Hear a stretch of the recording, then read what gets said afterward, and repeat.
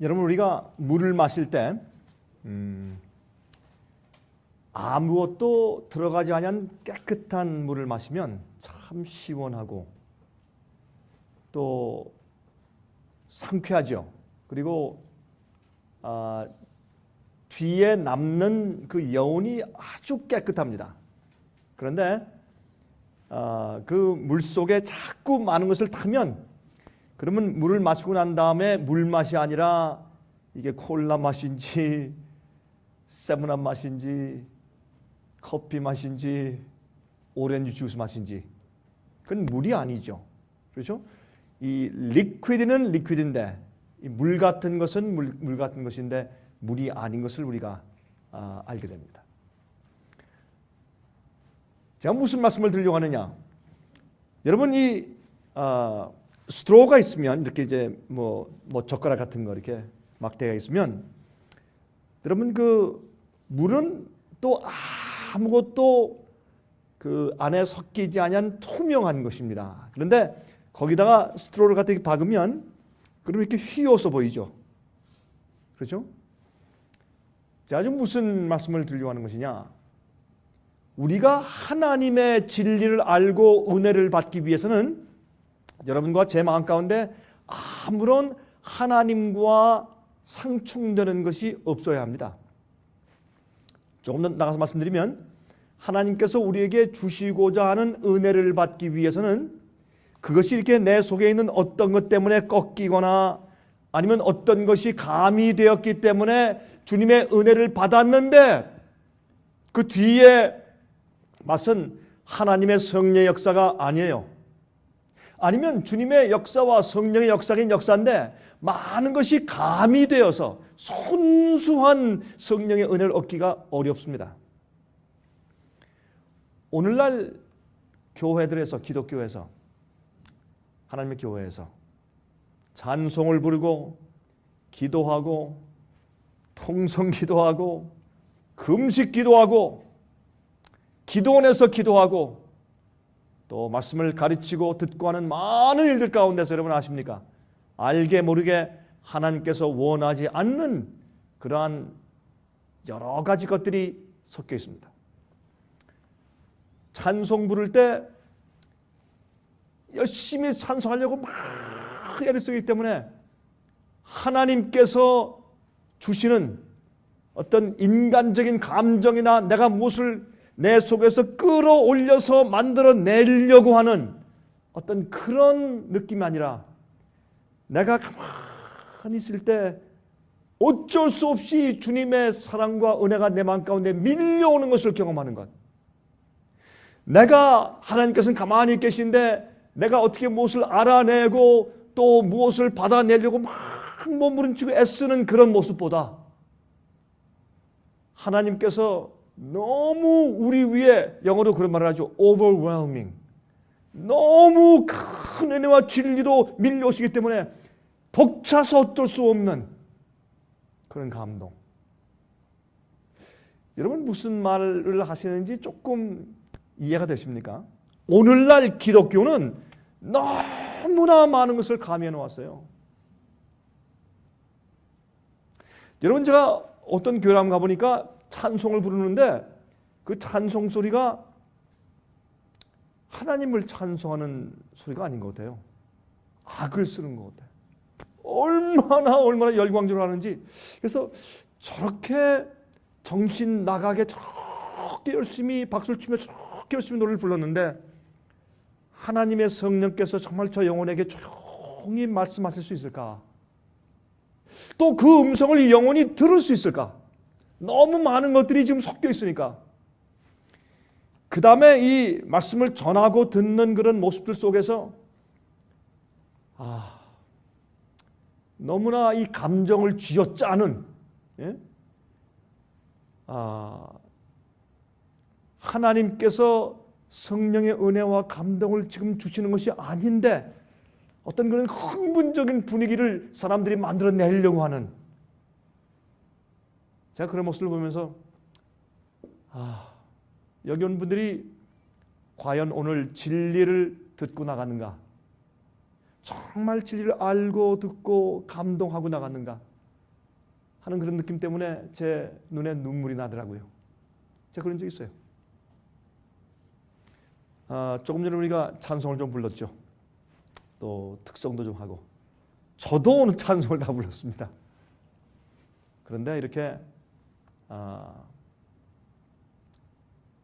노래를 잘하고 감정적으로 하고 하는 그 우리 인간적인 감이 무엇을 첨가한 것보다 그 속에 말씀하고 있는 그 가사의 내용 자체, 또 작곡자가 정말 하나님을 생각하고 정말 아주 정성스럽게 쓴 그 곡을 뭐 큰 인간적인 조작이 없이 있는 그대로 부르면서 또 거기에 경건한 그 가사를 생각하고 또 있는 그대로 부르고, 그래서 그 가사와 그 곡조 속에 얹혀서 우리 마음 가운데 오셔서 문을 두드리시는 성령의 감화를 받고, 이런 것이 교회 안의 찬송이 아니겠어요? 아마 제가 지금 말씀드리는 이런 얘기가 혹시 어떤 분들에겐 조금 생소할지도 모르겠습니다. 특별히 화면을 통해서 보시는 분들 가운데서 열광적인 예배를 드리기를 좋아하시는 분들은 좀 이질적으로 들릴지도 모르겠습니다. 여러분, 이 세상은 얼마 오래 가지 못합니다. 저는 이 얘기를 오랫동안 제가 강의하고 설교해 왔습니다. 정말입니다. 절대로 이 세상은 오래 갈 수가 없습니다. 왜 그러냐 하면 이 세상에 돌아가고 있는 생태계가 그것을 말해주고 있고, 또 성경 예언이 그렇게 말해주고 있고, 또한 죄악의 참이 그렇게 설명해주고 있으며, 또한 우리가 아무리 정말 이 세상에서 오랜 동안에 영구한 그런 행복을 추구하려고 애를 써도 인간의 마음 가운데 양심적으로 가지고 있는 불안한 심정들이 그것을 분명히 깨닫고 알게 합니다. 절대 세상은 오래 갈 수 없습니다. 제가 그것을 조금 설명드리는데 좀 경제적인 면을 섞어서 제가 오늘 저녁에 좀 설명을 좀 드리려고 합니다. 이럴 때일수록 여러분들 어떻게 되는지 아십니까? 여러분, 엘리야를 기억하십시오. 엘리야가 갈멜산 위에서 말이죠, 큰 부흥과 개혁운동을 했어요. 그리고 어떻게 했습니까? 이세벨이 너 오늘 죽는다. 왜요? 이 바알 선자를 그냥 처단해 버렸으니까. 그러니까 그 여자의 말 한마디 듣고 겁이 나서 그렇게 열렬하고 말이죠, 그런 부흥운동을 한 왕 앞에서 담대하게 당신이 바로 이스라엘을 괴롭히는 자입니다 라고 말할 수 있었던 그 담대한 엘리야가 도망을 갑니다. 그렇죠? 도망을 가서 죽기를 하나님께 구한 그런 낙심한 경험도 하고, 나중에 이제 한 40일을 가서 그가 동굴 속에 있을 때 하나님께서 그에게 말씀하실 때 어떤 경험이 있었습니까? 뭐 폭풍이 일어나고 큰 바람이 불고 진이 나고 말이죠, 천둥 번개가 치고 그럴 때 하나님께서 그 속에 계시지 않았습니다. 그러나 세심하고 조용한 음성이 들릴 때 엘리야야 내가 왜 여기 있느냐, 그렇게 말씀했습니다. 요즘에는 많은 사람들이 조용한 가운데 말씀을 읽고 듣고 또 연구하고 생각하고 명상하는 그러한 분위기보다는 사람들의 마음 가운데 인위적으로 감동을 돋구고 감정을 돋구려고 애를 쓰는 그런 분위기 가운데서 신앙생활을 하는 사람들이 대부분이기 때문에, 그렇게 예배드리는 교회들이 대부분이기 때문에 순수한 주의 말씀과 지금 이 시대 주님께서 우리를 어떻게 하길 원하시고 어떤 경험을 하길 원하시고 어떤 것을 버리고 어떤 것을 취하고 어떤 길로 가라고 조용하게 말씀하셨는데, 그 음성을 듣기 참 어려운 시대에 살고 있다, 그 말씀을 제가 드리는 것입니다. 정말 그렇습니다. 여러분 정신 차리셔야 합니다. 경제적인 노예들, 이거 다 아는 얘기 같지만 한번 생각해 봐야 합니다. 여러분, 이 세상 전체에, 이 세계 전체에 한번 기근이 온 적이 있죠. 그렇죠? 그냥 국부적으로 뭐 여기 기근, 뭐 저기 기근, 뭐 이 나라의 기근, 저 나라의 기근 그거 말고 세상 전체 통틀어서 전부 다 완전히 기근이 한번 왔던 때가 역사가 성경에 기록되어 있습니다. 성경에 온 땅에 기근이 왔어요. 그때가 언제입니까? 예? 요셉 때입니다. 창세기에 있는 요셉 시대 온 땅에 기근이 왔습니다. 그때 이제 바로가 꿈을 꾸었는데 7마리의 무슨 소요? 살찐소. 또 7마리의 야윈소. 근데 7마리의 여윈소가 먼저 올라온 7마리의 살찐소를 잡아먹었습니다. 그 유명한 얘기가 창세기에 기록되어 있습니다. 여러분, 그런데 흥미있는 것은 이 성경에 기록된 그런 모든 말씀들은 바로 마지막 시대에 살고 있는 우리를 위해서 기록된 것입니다. 가장 많이 성경의 이사야서는 이사야 시대, 그 구약 시대에 기록된 책이나 어떤 의미에서 이 마지막 시대에 살고 있는 여러분과 저를 위해서 더 많이 기록되었어요. 에스겔서는 그 당시에 기록된 책이나, 그러나 거기에 기록된 그 말씀이 그 당시에 유대인들에게, 히브리인들에게 적용되는 굉장히 중요한 말씀이고, 바벨론에 포로 잡혀 있는 주의 백성들에게 적용해서 쓰신 말씀이나, 여러분 아십니까? 거기에 기록된 계시와 말씀들은 이 마지막 시대에 살고 있는 우리에게 가장 많이 적용된다는 사실을 말해요. 그것이 참 우리 눈을 뜨게 하는 굉장히 중요한 그런 개념입니다.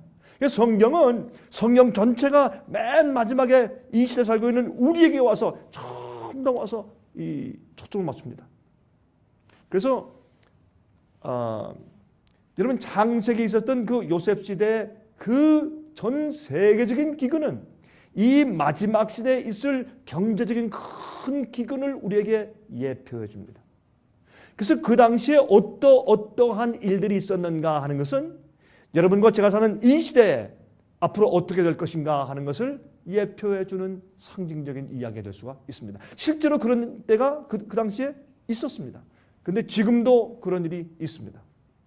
그래서 여러분, 이것이 이 시대에 사는 여러분과 저에게 무엇을 의미하는지를 우리 잠깐 오늘 저녁에 좀 같이 좀 연구해 보도록 하겠습니다. 여러분이 이런 얘기 들어보셨어요? 신문 기사 가운데서 Goldilocks Zone Planets, 그렇게 불러요, 영어로. Goldilocks Zone Planets라고 하는 것은 뭐냐면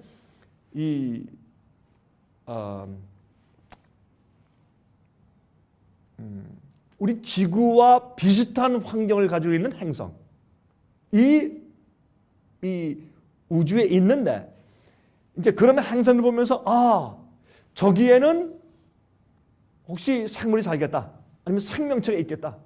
그래서 혹시 또 누가 아느냐, 우리가 이 지구가 포화 상태가 되어서 더 이상 여기서 존재하게 없게 되었을 때 우리가 우주선을 타고 이 골딜락 존에 있는 이런 그런 위성들에게 우리가 이민을 가서 우리 자손을 버티고 또 살 수 있지 않을까 하는 그런 이제 소망을 가지고 부르는 이름이 골딜락 지역의 행성들, 그래서 플래닛이라고 합니다.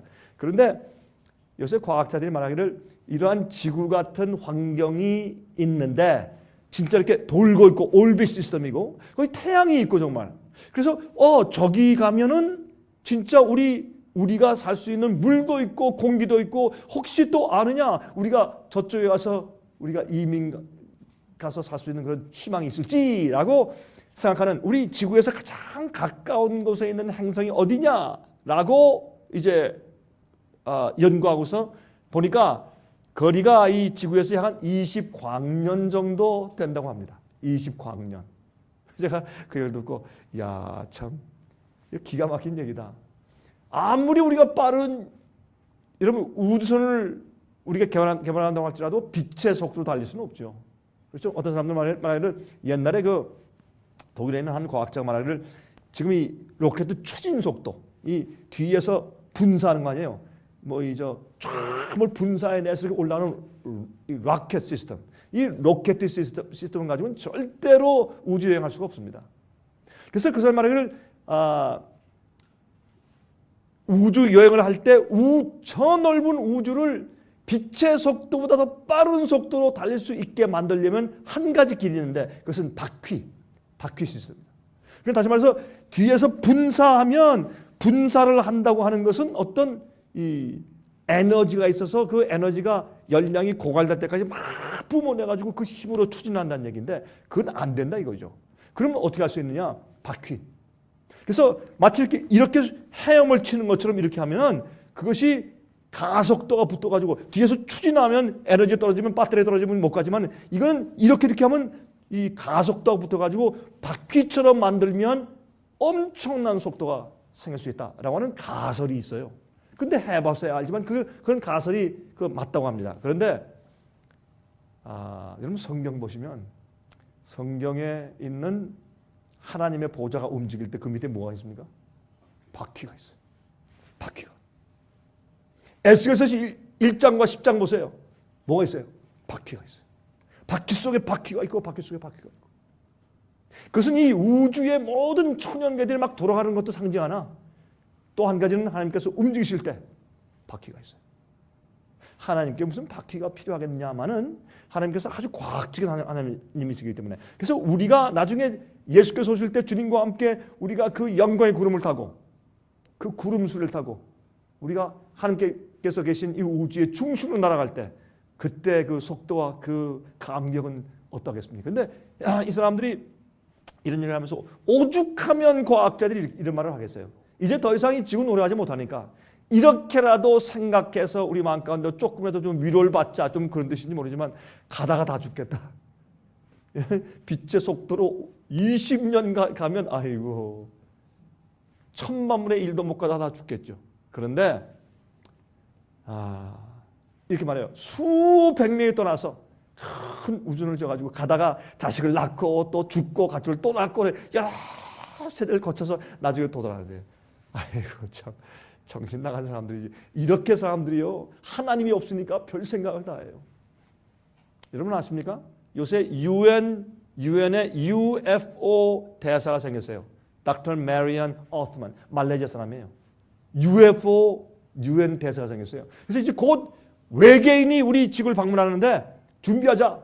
그러면 어떤 대표가 있어서 대사에 있어서 환영합니다 하고 우리 지구를 대표해서 가서 그들을 만나서 안내하는 대사가 있을 것이 아니냐. 그래서 유엔에서 말이죠 이 대사를 만들었는데 이 사람이 메리안 오스만이에요.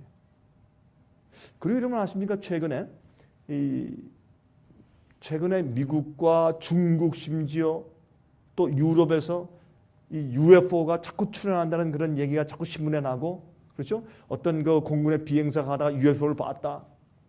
그런 이야기와 기사들이 점점 더 많이 신문에 등장합니다. 여러분 제가 이걸 얘기하려고 말씀드린 것은 아닌데 여러분 제 얘기 잘 들어보십시오. 이거 마귀의 강신술입니다. 여러분 이 UFO 얘기는 성경을 믿지 않지만은 과학적인 그런 것을 좋아하고 좀 지성적인 사람들에게 아주 매력 있는 것입니다. 하나님 말고 또 대체할 수 있는 어떤 다른 개념은 UFO예요. 우리 말고 또 어떤 지성적인 존재가 어디에 있겠다. 그런 외계인이 찾아온다. 그러면 또 우리의 생명의 어떤 실마리 수수께끼를 풀 수 있고 또 우리의 미래에 대해서 더 좋은 그런 어떤 기술을 우리가 도입할 수 있으며 우리가 혹시 소망이 있을지 모른다. 하나님 없이 자기가 이 땅에 살 때 자기 인간적인 정욕과 욕심과 죄 그대로 살면서 그것 때문에 멸망당하거나 심판받지 아니하고 또 그래도 어떤 미래에 또 어떤 에얼리언 그런 미래인들을 만날 가능성이 혹시 있는가라고 생각하는 그런 하나님 없이 사는 지성적인 사람들에게는 기가 막힌 얘기예요. UFO는 Unidentified Flying Object. 이거 마귀가 그 사람들을 역사하기 위한 굉장한 속임수입니다. 여러분 앞을 보십시오. 마귀가 이것을 가지고 얼마나 많은 이 세상 사람들을 속일는지 이제 한번 보시기 바랍니다. 자, 이게 다 무슨 얘기냐? 인구 폭발 보실까요? 노아 때부터 1867년도까지 4300년 동안 노아의 식구 8명인데 노아의 부인은 더 이상 자식을 안 낳았으니까 세 아들과 세 자부 이 6명을 통해서 4300년간 10억이에요. 10억. 그런데 1867년부터 1935년 동안 68년간 20억이 됐습니다. 이건 놀라운 증가죠. 그렇죠? 1935년도부터 1965년도까지 30년 동안 30억이 됐습니다. 1965년도부터 1995년도까지 30년간 배인 60억이 됐습니다. 여러분 이런 식으로 한번 생각해 보니까 지구가 오래 가겠습니까? 이게 세계 인구 증가 도표입니다. 이건 유엔에서 나온 것입니다. 제가 그린 것이 아니라 2000년도 되니까 어떻습니까? 수직 상승을 해요. 여기 보세요. BC 2000년, 1000년, AD 1년, 1000년, 2000년, AD 2000년 정도 되니까 어떻게 해요? 수직 상승입니다. 1800년, 1900년, 1950년, 1975년, 2000년도 수직 상승이에요. 그래서 어떤 면으로 보나 죄송합니다. 여러분들이 이 세상에서 정말 멋있게 오래 건강하게 살아보려고 준비를 많이 해오셨겠는데 제가 초를 치는 것 같은 얘기가 될지 모르지만 여러분 아예 미리부터 좀 낙심하시죠. 이거 안 됩니다. 이 지구상 절대로 오래 갈 수가 없습니다. 그게 이제 관건입니다. 여러분이 음식의 위기 한번 생각해 보세요.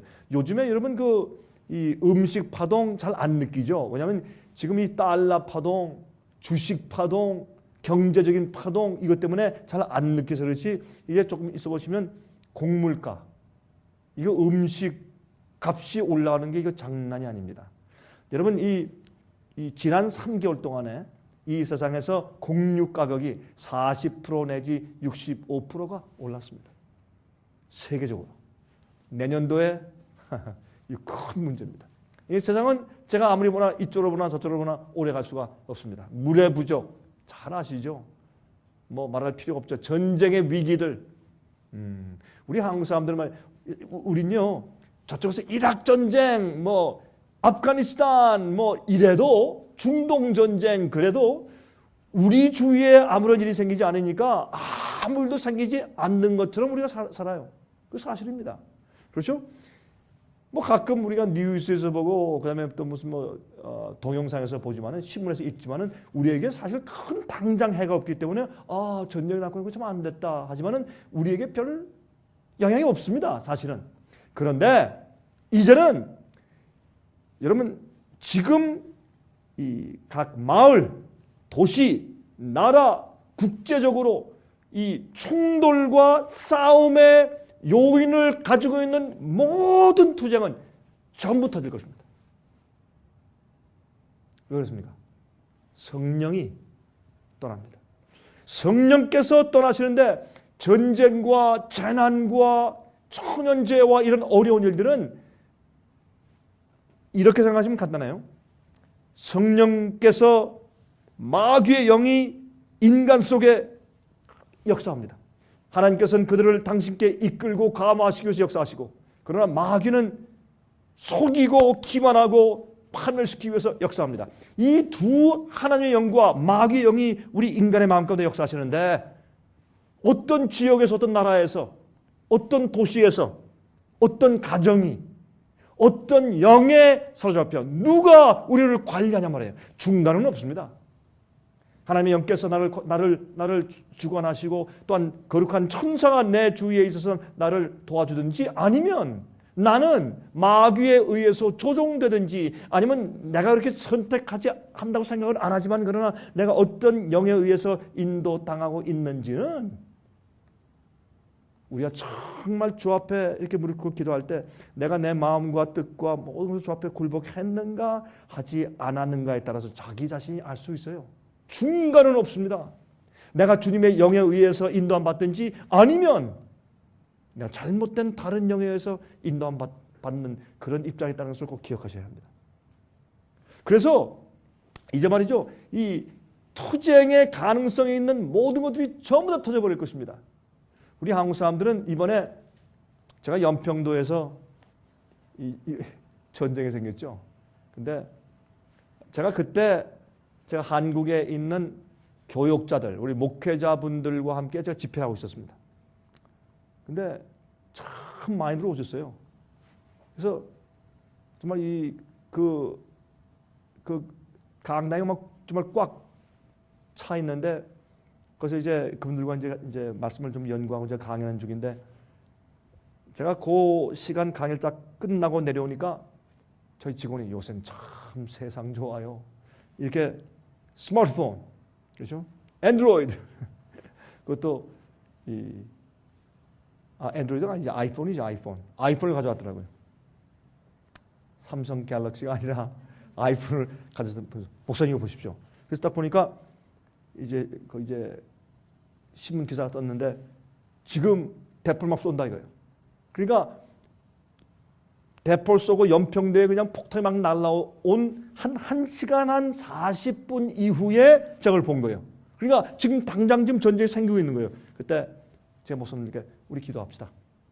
하나님께서 우리 조국을 보호하시고 조금만 시간을 좀 주시고 조금 좀 연장해 달라고. 아직까지 우리가 해야 될 일이지 않습니까? 우리 주 앞에 기도합시다. 그래서 무릎 꿇고 그때 우리가 기도했습니다. 지금부터 한 2주 전이죠? 제가 한국에 있었으니까.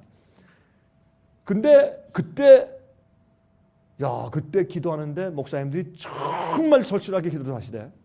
왜냐면 한 번도 그런 적 없잖아요. 우리 대한민국에 6.25 사변 이후에 없었잖아요.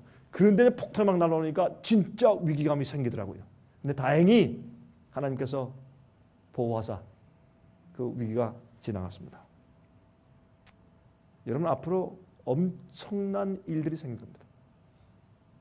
근데 재밌는 것은 말이죠, 어떤 일이 생긴다 하면 말이죠, 에이 뭐 그래도 뭐 30년 지났는데 뭐 그래요. 우리는 43년 지났다 안 생겼는데 뭐 자꾸 너무 그러지 마라. 그렇게 위기감 조장하지 말아라. 그런데 그 일이 딱 생기면 그 일이 생기는 날은 50년을 기다려왔더라도 하루래요.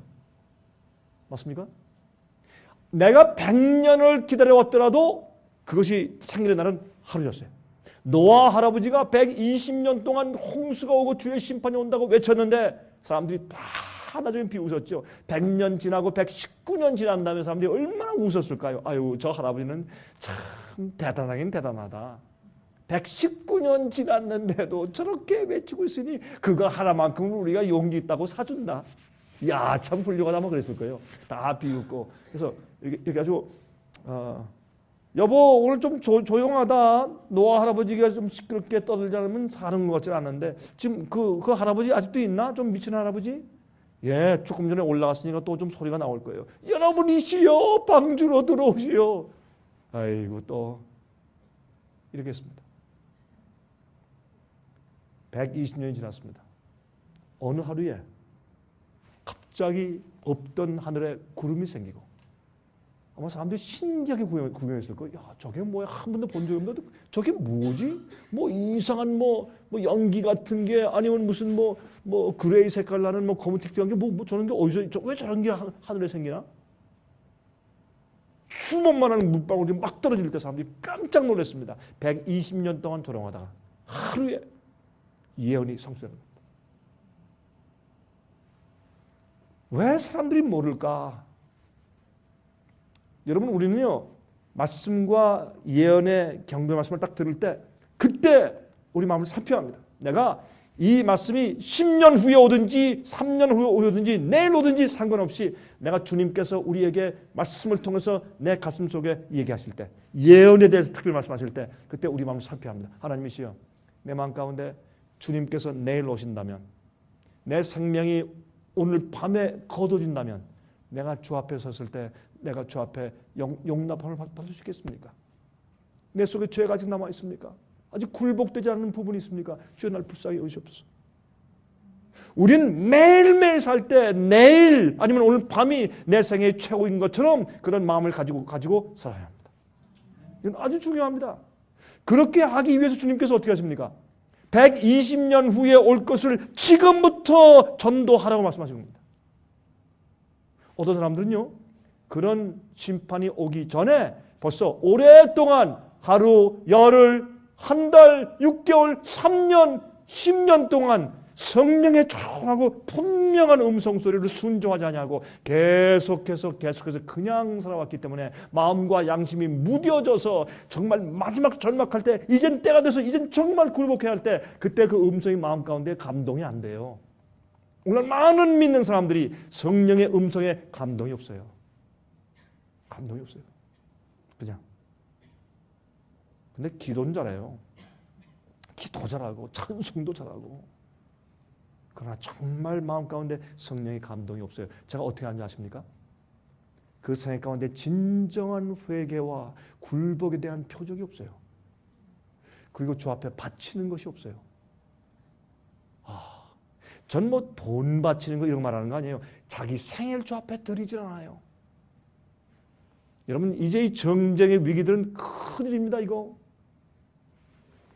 여러분 지금 이란이 요즘엔 이 우라니움을 자체 내에서 생산하죠. 이제는 이스라엘이 이란이 핵무기를 만들어 가지고 자기들이 죽든지 아니면 저 사람들이 만들기 전에 자기가 가서 때리든지 둘 중에 하나예요.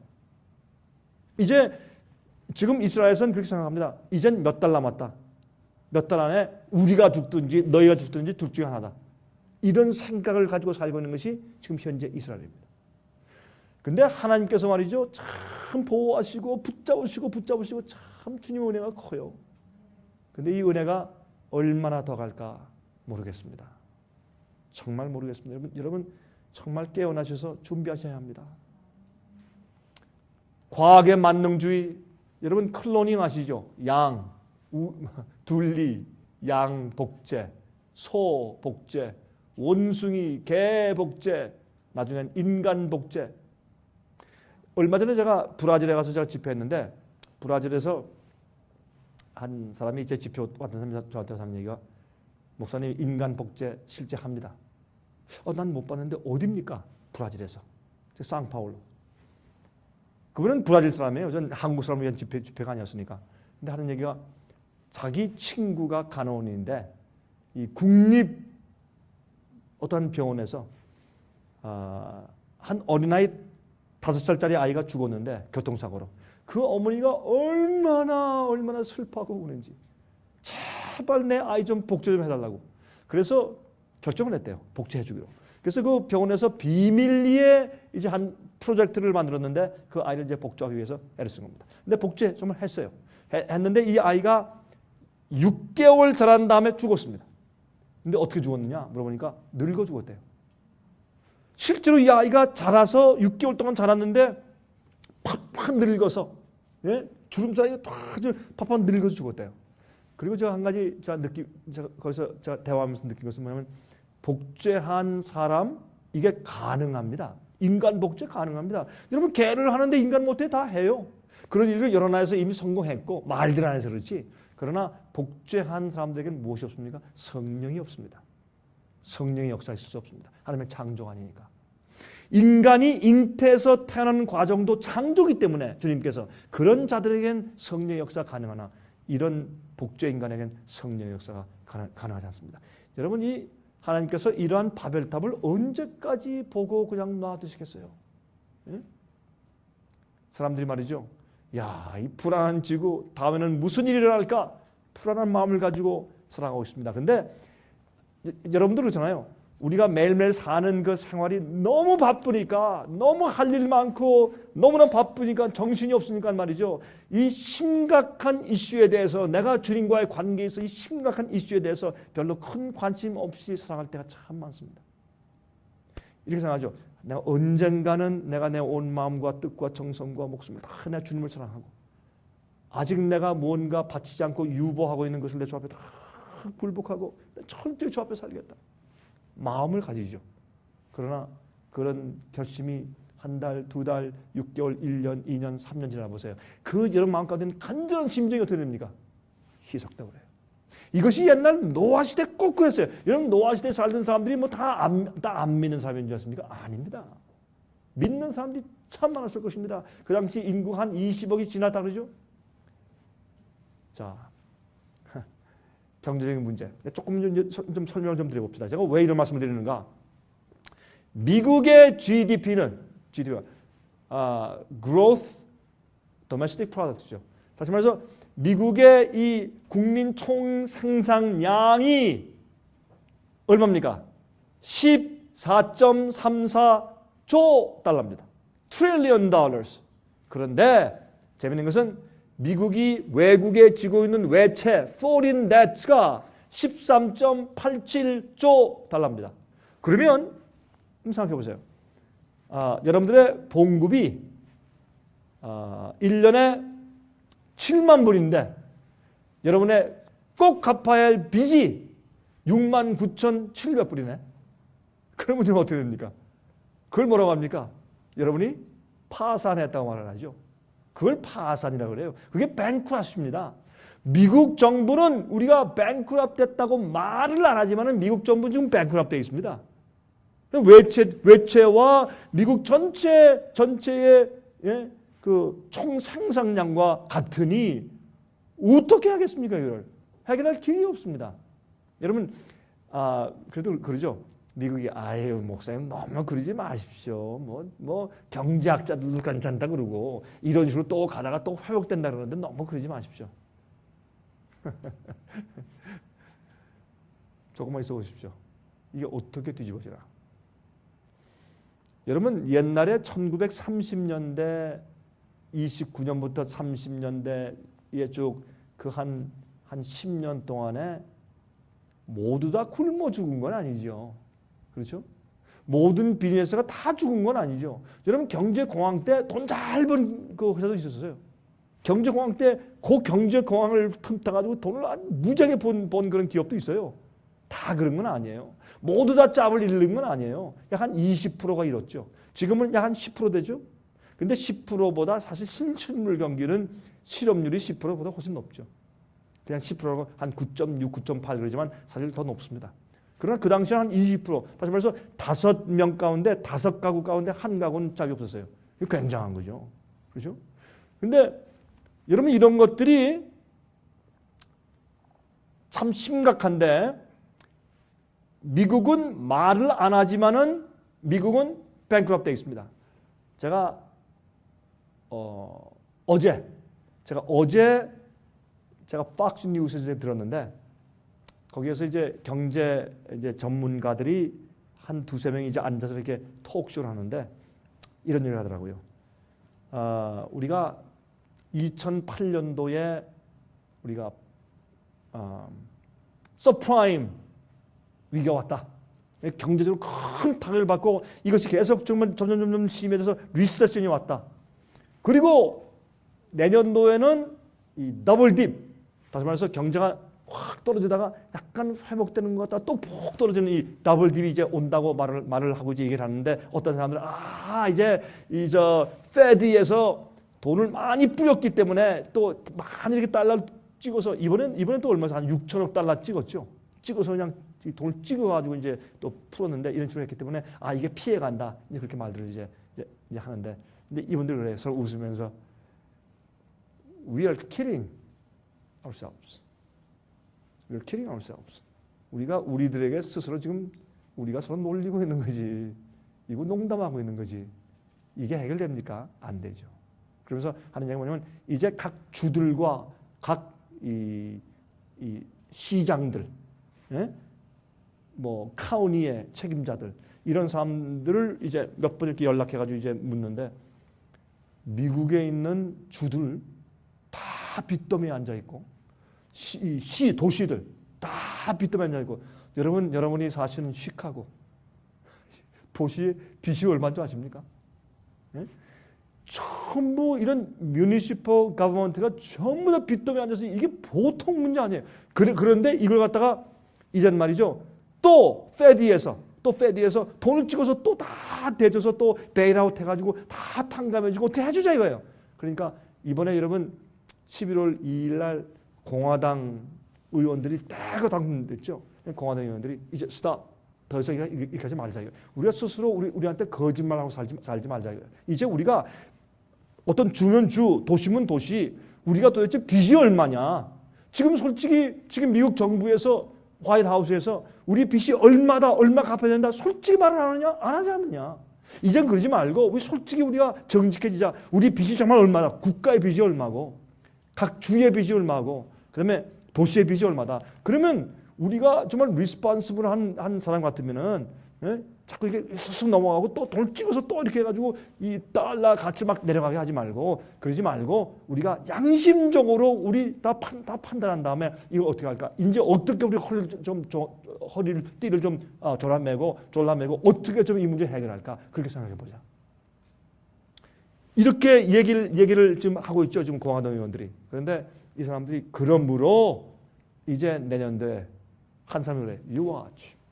내년도에 미국에 얼마나 큰 경제적인 파동이 올지 한번 생각해봐라. 제가 왜 이런 얘기를 하느냐? 제가 목사인데 뭐하러 제가 경제 파동 얘기를 합니까? 이건 뭐냐면 여러분들이 정신 차리셔야 합니다. 여러분 항상 이 성경을 보시면은 위기 때마다 하나님께서 주의 종들을 통해서 하나님의 백성들을 경고했습니다. 왜요? 그 위기 때는 잘 보십시오. 이 두 가지 이유가 있습니다. 그 위기 때에는 위기를 준비하지 않은 사람들은 참 고생을 합니다. 고생할 뿐만 아니라 정말 어려워서 죽습니다. 아무 의미도 없이 보람도 없이 고통당해서 죽어버립니다. 그게 위기입니다. 그게 파탄이고 그게 전쟁이고 그게 재난이고 그렇습니다. 그런데 하나님께서 그걸 위해서 계속 주님께서 경고하실 때 그런 일들은 우리가 정말 이 세상에 있는 욕심들을 전부 다 내려놓고서 하나님께만 올인하고 온전히 회개하고 마음이 깨끗해지고 의로워지는 거룩해지는 그런 경험할 좋은 찬스입니다. 주의 백성들에게. 이 세상의 위기는 하나님의 기회입니다. 우리의 위기는 하나님의 기회입니다. 그러면 주님께서 계속 위기가 올 때마다 계속 경고하세요. 예? 경고해서 그때 그걸 준비하면 위기가 왔을 때 우리 어떻게 해요?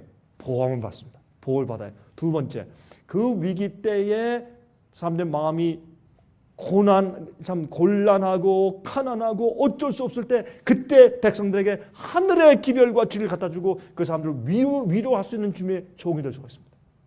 이런 곤란할 때. 그래서 주님께서 이런 위기가 올 때마다 계속 주의 백성들을 깨우시고 이제 경고하세요. 제가 지난번에 한번 이 사진 보여드렸습니까? 사진 보신 적 있으시죠? 이게 1조 달러가 1 트릴리언 달러가 얼마입니까? 와, 참 돈 많죠? 이 돈만 봐도 여러분 속이 뭐 시원하십니까? 돈만 보기만 해도 좋죠? 와, 저게 얼마인지 모르겠어요. 저게 은행에 쌓여있는 저 돈이. 근데 1조 달러 말이죠. 이 100불짜리 화폐로 쌓으면 789마일 높이래요. 굉장하죠? 그러니까 이 지구에서 가장 높은 산인 에베레스트 산의 144배래요. 이 1조 달러가. 그런데 미국의 빚이요. 그런 거 14배니까 얼마나 빚이 많아요. 굉장하죠? 자, 9월 24일 날 올해 데이빗 로젠버그 박사는 말하기를 미국은 이미 경제 공황에 들어와 있다고 발표했습니다. 여기에 또 이런 얘기가 있습니다. 여기에 9월 27일 날 월스트리트 저널에서 미국에 있는 은행들이 계속적으로 넘어지고 있다는 것을 이렇게 설명을 했습니다. 이건 제가 지나가죠. 미국 국무총리 힐러리 클린턴 씨는 옛날 영분이었죠. 이분이 2009년도 3월 2일자에 중국 정부를 방문하는 자리에서 eminent domain이라는 참 재미있는 문서를 중국 정부에게 주고 왔습니다. 여러분 중국에서 미국 달러를 가지고 있는 게 1조 달러를 가지고 있습니다. 그러니까 달러의 보유량이 세계에서 제일 큰 나라가 중국이죠. 그리고 또 재미있는 것은 이 중국이 미국 채권을 많이 가지고 있어요. 다시 말해서 트레저리 본드죠. 국가 채권. 그걸 많이 다시 말해서 자꾸 미국의 정부의 돈을 많이 빌려줬다 그런 뜻이죠. 다시 말하면 가지고 있는데 야 이제 가만히 보니까 미국 경제가 망할 것 같거든요. 그러니까 중국에 자꾸 보채는 거예요. 그리고 요즘에 이제 중국과 러시아가 뭘 맺었습니까? 우리가 서로 뭐 주고받을 때 달러로 하지 말자. 우리 직접 우리 돈으로 하자. 그다음에 또 이 오펙 컨트리에서는 이제 산유국들에서는 어떻게 해요? 이제는 우리가 달러로 받지 말고 우리 유로 달러로 주고받자. 뭐 이런 말을 하잖아요. 그러니까 불안하니까 중국에 자꾸 보채니까 이 국무총리 힐러리 클린턴 씨가 가가지고 eminent domain, 그 즉시로 그것을 이렇게 장악하란 말이에요. 다시 말해서 당신은 오케이, 우리 갑자기 미국의 경제가 폭성한다. 그럴 때 그러면 당신이 와서 시카고는 당신 땅입니다. 이 주는 중국 땅입니다. 이러한 기업들과 회사들은 여러분 땅입니다. 이렇게 한단 말이에요. 그렇게 할 수 있다고 해서 땅 문서를 써주는 것이 eminent domain입니다. 사람들이요, 무엇가 어떻게 돌아가고 있는지 전혀 아이디어가 없어요. 그리고 그냥 살아가는 거예요. 뭐 주식 떨어진 거 이건 뭐 너무 달아가니까 더 이상 얘기하지 맙시다. 근데 참 재밌는 것은 말이죠. 1930년도에 경제 공황 때 이렇게 탁 내려왔다가 또 올라왔다가 또 탁 떨어지고 이런 그 주식 시장의 경향의 도표와 요즘에 일어나는 일들은 아주 흡사하다는 사실이 또 흥미가 있습니다. 지금 달러의 가격이 자꾸 추락하죠. 이번에 6천억 달러를 갖다가 페드에서 찍어내니까 찍어낸 그날부터 달러의 가치가 20%가 딱 떨어졌습니다. 근데 그렇게 한 이유 가운데 하나가 뭐냐면 그렇게 달러 가격을 낮춰놓으면 미국의 수출에 좀 이익이 돼요. 그리고 빚이 많이 좀 삭감돼 버려요. 그렇죠? 그런 여러 가지 이유들 때문에 그런 일을 하지만은 이거 굉장히 어려운 일 가운데 있습니다. 유로 달러. 여러분 지금 사실은 미국보다 유럽에 있는 나라들의 경제적인 흔들림이 더 아주 심각하죠, 요즘에. 그렇죠? 그리스, 포르투갈, 스페인, 이태리, 루마니아, 헝가리, 영국. 와, 요즘에 참 어려운 시대에 살고 있어요. 그래서 폭동들이 많이 일어납니다. 그리스 폭동이죠. 근데 재밌는 것은 그리스의 폭동 날 때 말이죠. 이 자기들의 그 웰페어, 또 이제 국가에서 어떤 이익 같은 거 그거 삭감한다고, 또 자기들의 그 연금 깎는다고 해서 그냥 폭동을 뭐 난리를 했어요. 그러니까 우리 다 욕했죠. 아이고 저 사람들 다 저 국가가 좀 부도나는 상태에 다 허리를 좀 졸라매야지 뭐 데모들을 하나, 참 정신 나갔다, 그렇게 얘기를 했는데 그게 다른 나라에서도 퍼지죠. 영국 사람들이 특별히 욕을 많이 했어요. 그런데 요즘에 영국 어떻습니까? 영국의 폭동 굉장합니다. 불란서, 파리 똑같습니다. 왜 이런 일이 생기는가? 여러분 이 불란서의 말이죠. 이건 이제 그리스에 있던 폭동이죠. 이렇게. 근데 불란서, 파리에 얼마 전에 폭동이 있었어. 학생들과 노동자들과 합해서 이제 파리에 폭동이 있었는데 이 폭동의 이유는 은퇴하는 나이를 60세에서 62세로 2년을 늘리니까 폭동이 일어나서 난리를 했어요. 근데 이 영국에서는 말이죠. 은퇴 나이를 60인데 65세로 5년을 연장시키니까 또 영국에서 난리가 났어요. 그러면 욕하던 그리스 사람들하고 다른 게 뭐가 있냐 말이에요. 이게 사람들 마음 가운데 지금 이러한 위험성이 다 잠재하고 있어요. 이것을 성경이 우리에게 말씀해 주고 있습니다. 이것이 마지막 시대의 형편입니다. 그러므로 여러분 보세요. 옛날에 예루살렘에 하나님께서 어떻게 말씀하십니까? 이 멸망에 가증한 것이 거룩한 곳에 서는 것을 보거든 너희는 즉시 어떻게 하라? 산으로 도망하라. 집에 있는 겉옷을 가지러 들어가지 말고 밭에 있으면 거기서 즉시로 지붕에서 집을 내려가지 말고 거기서 뛰어내려 그냥 도망하라. 그렇게 말씀했어요. 근데 그때의 주의 말씀을 기억하고 그렇게 한 자들은 다 살았지만은 그거 어떻게 해요? 말씀 듣지 않고 자꾸 차일피일 미루고 기다리는 사람들이 죽었는데 그 당시 유대인들이 말이죠. 로마 군대가 AD 70년도에 다시 후퇴했다가 다시 와서 그들 침략했을 때 장악했을 때 그때 죽은 것보다 그 안에서 조폭들 깡패들한테 맞아 죽은 사람 숫자가 더 많았어요. 여러분 조세푸스 얘기를 한번 읽어보세요. 이 마지막 시대 말이죠. 하나님 백성들이 성경 예언과 어떤 일이 있을 것에 대해서 관심 가지지 않냐고 준비하지 않은 사람들은 큰 코 다칠 것이에요. 이것이 성경의 말씀하고 그런 것이에요. 파리 보세요. 파리. 예? 이거 보니까 그리스보다 더하죠. 그렇죠? 예. 이렇게 난리를 했어요. 영국 학생들의 폭동 보세요. 이제 더 이상 국가에서 돈이 없어가지고 학비 못 준다. 굉장히 난리를 했어요. 아주 뭐 은행들 다 때려 부수고 학생들이 말이죠. 그렇게 했어요. 이렇게 얼굴에 꼭 마귀 같죠? 분장한 거 이거 보니까 학생이. 야고보 5장 1절부터 3절 들으라 부한 자들아 너에게 임할 고생을 인하여 울고 통곡하라 너희 재물은 썩었고 너희 옷은 좀 먹었으며 너희 금과 은은 녹이 슬었으니 이 녹이 너에게 증거가 되며 불같이 너희 살을 먹으리라 너희가 말세에 재물을 쌓았도다. 여러분 말세에 재물을 쌓았어요. 이 2008년도에 9월달이죠. 2008년도 9월달에 이 경제적인 굉장히 어려움과 프라임 그 문제 생겼을 때 그때 리만스 브라더스의 CEO가 유명한 월스트리트의 증권사죠. 여기서 이 CEO가 봉급만 1시간당 18,000불씩 받았대요. 1시간에 18,000불. 연봉은 1,700만 불. 근데 이거 말고 받은 보너스가 자기 연봉보다 3배, 4배가 더 많았답니다. 그러니까 말세의 사람들이 어떻게 해요? 재물을 싼 일들이 생겨요. 이 골드만삭스의 그 보너스 잔치 이름은 많이 얘기를 들으셨죠? 보너스 잔치. 왜냐면 세금으로 내기 싫어서 그냥 막 연말에 막 30만 불, 50만 불, 10만 불씩 막 나눠주는 거 말이죠. 야, 참 굉장하죠. 온 세상이 경제적인 몸살을 앓고 있습니다. 지금 교황권이 이럴 때에 성경 예언대로 교황권이 중세기에 누렸던 권력을 다시 점차적으로 회복하기 시작합니다.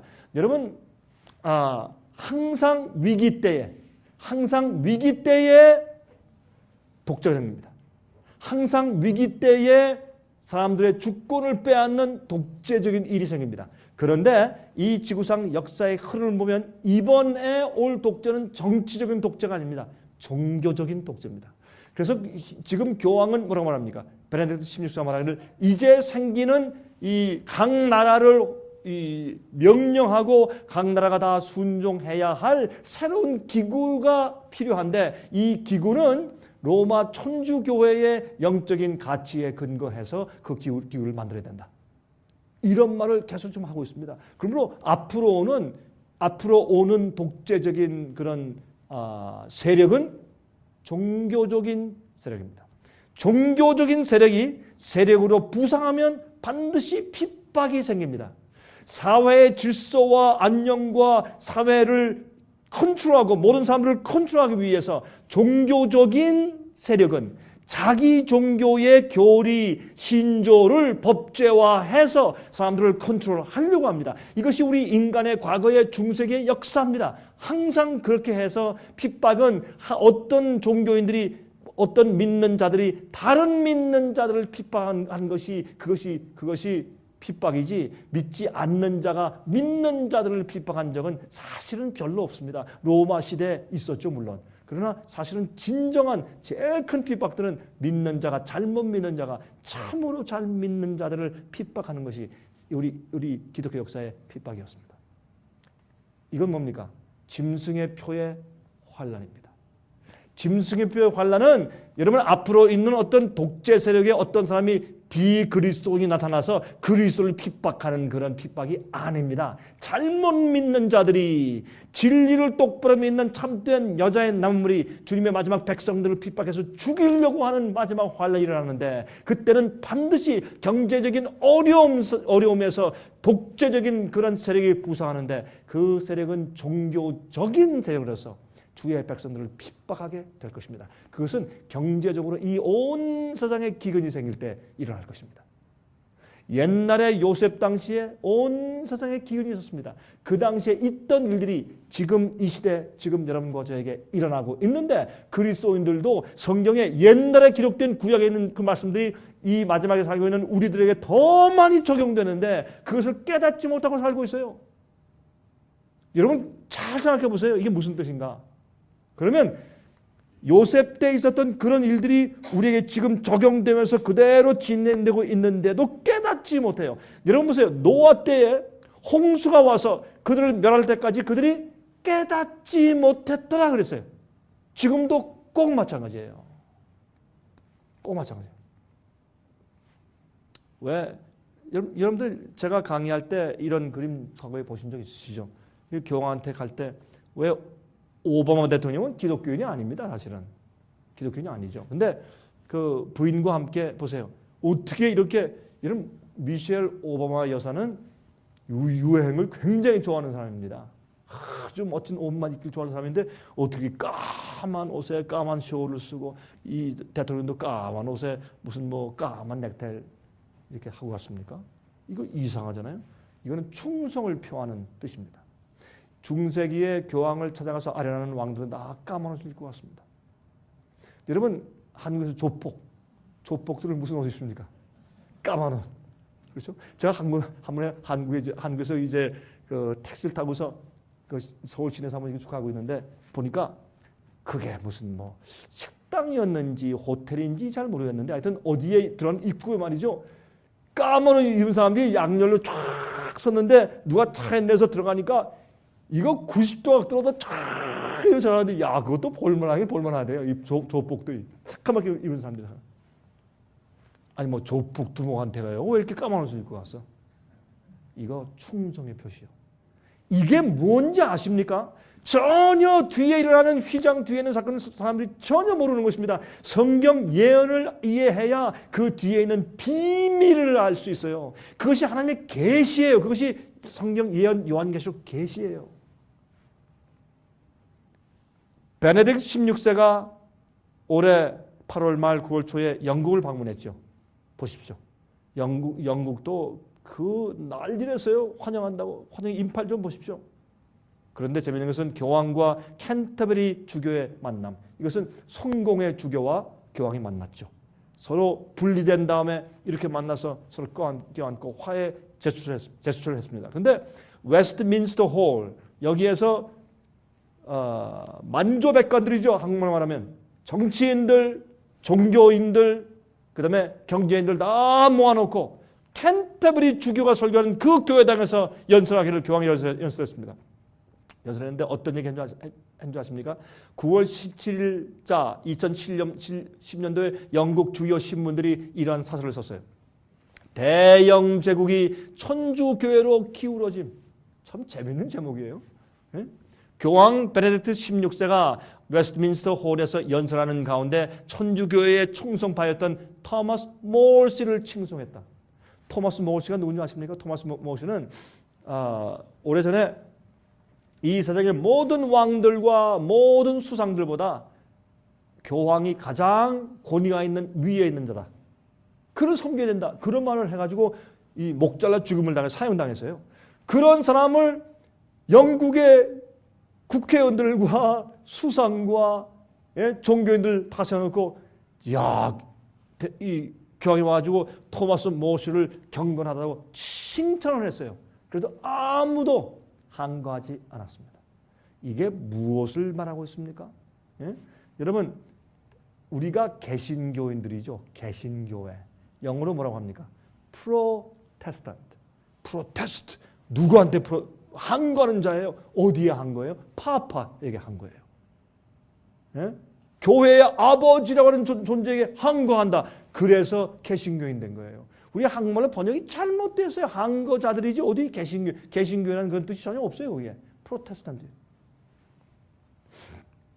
그런데 이 교황이 현재 이 연설 중에서 영국에서 현재 경제적인 문제는 도덕적인 문제로 인해서 생겨난 것으로서 이 문제를 해결하기 위하여 천주교회의 영적인 법이 필요하다고 강조했습니다. 놀라운 얘기죠. 경제적인 이런 문제는 종교적으로 풀어야 된다. 또한 진정한 종교 자유는 로마 천주교회의 영적인 가치 안에서 이루어져야 한다고는 역설했습니다. 이 일 이후에 영국의 전 브라운 총리는 말하기를 지난 400년간 개신교 국가로 인정받아왔던 대영 제국의 역사는 오늘로 끝이 났습니다. 라고 말을 했습니다. 이런 것을 봐도 그리스도인 기독교인들이 이게 도대체 무슨 일이 생겼는지 전혀 have no idea. 그렇게 마귀가 수면제를 이제 먹여놨기 때문에 그렇습니다. 그래서 요한계시록 13장 15절부터 17절 보십시오. 저가 권세를 받아 그 짐승의 우상에게 생기를 주어 그 짐승의 우상으로 말하게 하고 또 짐승의 우상에게 경배하지 아니하는 자는 몇이든지 다 죽이게 하니라. 저가 모든 자 곧 작은 자나 큰 자나 부자나 빈궁한 자나 자유한 자나 종들로 그 오른손이나 이마에 표를 받게 하고 누구든지 이 표를 가진 자 외에는 매매를 못하게 하니 이 표는 곧 짐승의 이름이나 그 이름의 수라. 매매를 못하게 해요. 이건 경제적인 제재입니다.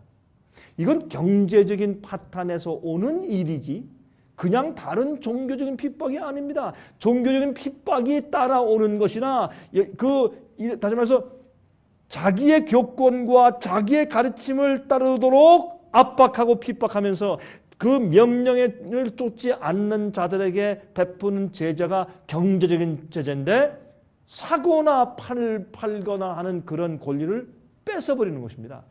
그것이 핍박입니다. 그 다음에 그것이 물론 종교적인 핍박이죠. 그러나 이런 형편을 온다고 성경은 예언하고 있습니다. 그래서 지금 말이죠. 이 세상 전체 경제적인 기근이 온 세상을 이렇게 뒤덮는 것은 이거는 작전입니다. 우연히 이럴 수가 없습니다. 제가 좀 설명을 좀 드릴게요. 그런데 사고 팔고 못해? 그럴 때 그래 마음대로 해. 뭐 그런 법 만들든지 말든지 마음대로 하죠. 나는 내 밭에 뭐 내 먹을 거 있으니까 그렇죠? 채소 있고 쌀이 있고 뭐 내가 다 뭐 알아서 다 작업 조절할 수 있는데 그 무슨 뭐 마음대로 해보시오. 그렇게 웃을 수 있어요. 그러나 지금은 그게 가능합니까? 절대 가능치 않습니다. 여러분들이 사거나 물건을 구입하고 사고 아니면 팔고 이렇게 하는 고난이 없으면 여러분 며칠 견디시겠어요? 한번 생각해보세요. 얼마 동안 견딜 수 있겠습니까? 가스 못 사면 얼마 동안 견디실래요? 히터가 없으면 오늘 이 시카고에서 올해는 제일 추운 날이라면서요? 예? 그러니까 많은 사람이 아이고 가고 싶은데 추워서 이랬을 거 아니에요. 예? 뒤집어 쓰고 히터, 가스 못 사면 전기 못 사면 여러분 며칠 견딜까? 이게 간단한 문제가 아니라 아주 실제적인 문제예요. 그래서 먼저 이게 무슨 일인지를 이해해야 되고 말씀으로 여러분 성품을 준비하셔야 돼요. 성령을 받을 준비하셔야 돼요. 정말로 이 일은. 은행은 우리를 경제 노예로 만드는 작전이었습니다. 현금이 왜 필요합니까? 예? 하나님께서 옛날에 아담과 해를 만들어가지고 도시를 짓고서 거기에 두셨습니까? 아니요. 에덴 동산에 두셨다 그랬어요. 그 다음에 하나님께서 은행제도 만들어 주셨습니까? 현금 찍어 주셨습니까? 아닙니다. 플라스틱 카드 찍어 주셨습니까? 아닙니다. 그거 다 인간이 만든 제도입니다. 그래서 우리가 오늘 전부 다 이렇게 사회 제도로 전부 다 이렇게 빙 둘러서 전부 다 이 세상을 꽉 묶어놨어요. 그래서 은행과 거래 안 하면 못 살아요. 신용카드 없으면 못 살아요. 여러분 이런 카드 없으면 가서 가스 한 톨도 얻을 수가 없어요. 그러니까 체크 쓰는 거. 그렇죠? 여러분 어디 가서 이렇게 주문해서 너 돈 안 가져왔다. 돈 안 가져왔으면요. 여러분 뭐 아무리 쪼록쪼록 굶어도 빵 한 톨 살 수가 없어요. 그러니까 돈, 신용카드, 은행, 체크 이런 건 왜 만들었을까요? 제가 아프리카 가도 똑같이 ATM 머신, 남미 가도 ATM 머신, 독일 가도 ATM 머신. 이 세상에 컴퓨터와 은행제도, 신용카드제도 이것은 세상의 경제가 하나입니다. 여러분 그래서 모든 사람들은 이 세상에서 이런 경제로 하나로 딱 묶여 있어요. 이렇게 제대로 묶어서 그렇게 딱 훈련시켜서 지금 현재 경제 체제 하에서 묶여서 그대로 은행을 사용하며 따라가 살지 않으면 안 되게 딱 만들어 놓은 다음에 예? 나중에 갑자기 너 신용카드 못 써? 너 어카운트 프리즈야? 찾고 사고 팔고 못한다? 이러면 신앙 다 팔아먹습니다. 이게 문제입니다. 신앙 다 팔아먹습니다. 그래서 그때 하나님께서 말이죠. 성경대로 사는 것이 무엇이며 주의 계명을 지키는 것이 무엇이며 말씀대로 사는 것이 무엇이며 어떻게 준비하는 것이고 정말 주 앞에 굴복한 생활이 무엇이다라는 것을 주님께서 더 분명히 말씀해 주실 때 그런 위기가 올 때 뭐가 생기는 줄 아세요? 마귀가 역사할 때 주님의 성령의 역사도 같이 큰 것이에요. 그때 주님께서 성령을 통해서 주의 백성들에게 이것이 내 백성들 내 알곡들은 이렇게 사는 것이고 이게 진리고 이게 말씀이야 라고 하는 것을 분명히 주님께서 알려주세요. 그때 무엇이 판결납니까? 주님의 백성들과 마귀 백성이 딱 갈라지고 알곡과 가라지가 갈라져서 무엇으로? 그러한 압박과 그런 어려움 속에서 그런 핍박, 무슨 핍박? 경제적인 핍박. 경제적인 핍박이 가장 무서운 것이에요. 당장 먹지 못했는데 추운데 뭐 입을 수가 없는데 집에 살 수가 없는데 이 핍박처럼 무서운 게 없어요. 마귀는 그걸 알아요. 우리가 가장 힘들어하는 것이 의식주예요. 이걸 딱 잡아놔요. 그래서 어떻게 해요? 이 세상에서 이런 경제를 딱 만들어 놓고서 거기 익숙해서 그렇게 뭐 다람쥐 쳇바퀴 돌듯이 그렇게 쭉 따라 살게 훈련시켜서 그래 잘한다 일로 와 아니 일로 와 이렇게 사는 게 이게 정상이다 이렇게 해놓은 다음에 우리가 거기에 딱 익숙해 있어요. 그런 다음에 진리를 부인하게 해요. 말씀으로 살지 않게 해요. 계명을 범하게 해요. 여러분 두라평지에 신상을 세워놓고 절하라 안 했어요. 왜? 둘째 계명에 절하지 말라 그랬으니까. 그건 딱 한마디 때문에 자기 생명을 바쳐요. 그것이 신앙이에요. 그것이 주님을 존경하고 믿는 것이에요. 그때 3명만 섰습니다. 그 많은 사람 가운데서. 이것이 마지막 하나님께서 참 백성과 거짓 백성을 갈라내시는 하나님의 시험입니다. 그래서 제가 경제 얘기하는 것이 제가 괜히 하는 얘기가 아닙니다. 이건 우리가 마지막 시대 하나님의 인을 받기 전에 우리가 여러분과 제가 똑같이 다 통과할 수밖에 없는 그러면서 성령을 받느냐 내가 굴복하느냐 둘 중 하나로 갈라지는 관건이기 때문에 제가 경제 문제를 말씀드리는 것입니다. 2009년도 7월 8일부터 10일 그때 이태리에서 G8 8개 정상 미팅이 있었죠. 그때 만든 것이 뭐예요? 그때 베네딕트 16세가 지금 교황이 하는 얘기가 이 경제적인 파탄은 도덕적인 문제니까 영적인 기관을 세워서 각 나라에게 명령하고 모든 나라는 그 기관에게 복종해야 합니다. 유엔보다 더 강력한 기구가 필요합니다. 하면서 이 기구의 책임자는 사실은 천주교의 영적인 가치를 가지고 있는 사람이어야 하며 그 원칙을 가지고 이제 이끌어 나가야 할 텐데 그 사람은 납니다라고 말한 편지가 바로 이 편지입니다. 제 third encyclicals 세 번째 편을 써서 이 8개 정상에게 나눠줬는데 특히 오바마 대통령에게 주었다고 하죠. 요한계시록 17장 12절 13절 보시면 내가 보던 열불은 열왕이니 아직 나라를 얻지 못하였으나 다만 짐승으로 더불어 임금처럼 권세를 있을 동안 받으리라. 저희가 한 뜻을 가지고 여기 보세요. 여기 열불은 말이죠. 로마가 열나라로 갈라져서 열국이 된 그것을 말하는 것이 아니에요.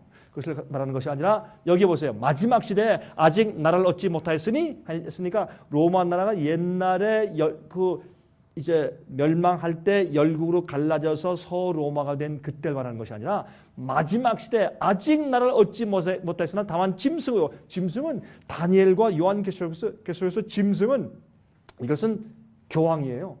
이 짐승을 교황으로 풀지 않고 다른 것으로 풀 수 있는 가능성은 0.1%도 없어요. 왜? 이 짐승의 무엇이냐라고 하는 것을 설명한 9가지 조건이 있는데 그 조건에 다 맞아야 되니까. 여러분 엉덩이가 크고 날개가 있어 조금 날긴 나는데 잘 못 날고 그 다음에 이 깃털이 있고 주둥이는 좀 길쭉하고 소리를 내는데 꽥꽥 한다. 그건 뭐예요? 오리거든. 그렇잖아요? 그러니까 이 조건이 있으면 그 조건을 전부 다 맞춰야 돼. 그러니까 말이죠. 엉덩이가 크다. 그거 하나만 맞춰가지고 암소다. 그러면 되냐고요, 그게.